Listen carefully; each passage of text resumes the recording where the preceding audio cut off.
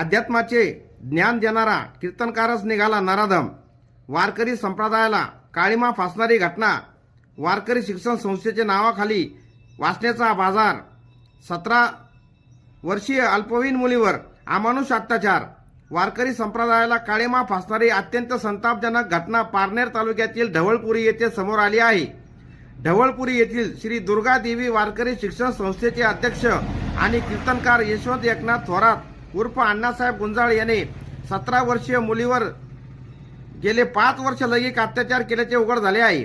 केवळ अत्याचारच नव्हे तर पीडितेला गरम लोखंडी पकडीने चटके देऊन अमानुष मारहाण केल्याचा धक्कादायक प्रकारही समोर आला आहे। मिळालेल्या माहितीनुसार पीडित इयत्ता 8वीत शिकत असल्यापासून आरोपी कीर्तनकाराची तिच्यावर वाईट नजर होती। आरोपी आणि पीडितेच्या कुटुंबाचे घरोब्याचे संबंध होते, तर पीडितेचा भाऊ त्याच्याच संस्थेमध्ये कार्यरत होता। याच विश्वासाचा फायदा घेऊन नराधम यशवंतने 2021 पासून पीडितेवर वारंवार अत्याचार केले। मुलीने विरोध करण्याचा प्रयत्न केला असता मी 2 हाफ मर्डर केलेले आहेत, कुणाला काही सांगितलं तर तुझ्या कुटुंबाला संपवून टाकील अशी धमकी देऊन त्याने आपल्या दहशतीत पीडितेला ठेवले। पीडित आपल्या घरी एकटी असली की आरोपी कीर्तनकार हा वारंवार बळजबरीने तिच्यावर अत्याचार करीत होता। काही दिवसांपूर्वी तर त्याने नराधम कीर्तनकाराने कुर्तेचा कळसच गाठला। पीडितेला फोन करून घरी बोलावले।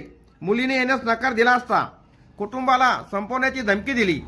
धमकीला घाबरून पीडिता आरोपीच्या घरी गेली असता आरोपीने तिला कॉम्प्युटर रूममध्ये डांबले आणि बांबूने बेदम मारहाण केली। त्यानंतर गॅसवर लोखंडी पकड गरम करून तिच्यावर शरीरावर अमानुषपणे चटके दिले। या भीषण छळानंतरही त्याने तिच्यावर अत्याचार केले। 14 मार्च रोजी पीडित भावाने तिची अवस्था पाहून तिला विश्वासात घेतले असता संपूर्ण घटनेचा भांडाफोड झाला। 5 वर्षापासून सुरू असलेला हा वेदनादायी संतापजनक प्रकार समोर आला। बहिणीने हा धक्कादायक प्रकार सांगितल्यानंतर भावाने पोलिसात धाव घेतली। पारनेर पोलिसांनी या प्रकरणी भारतीय न्याय संहिता BNS आणि पोस्को कायद्याअंतर्गत गुन्हा दाखल करून आरोपी कीर्तनकार यशवंत थोरातला रविवारी पहाटे अटक केली। न्यायालयाने त्याला 20 मार्चपर्यंत पोलीस कोठडी सुनावली। अशा नराधम भोंदू कीर्तनकाराला फाशीची शिक्षा व्हावी अशी मागणी ग्रामस्थांकडून केली जात आहे।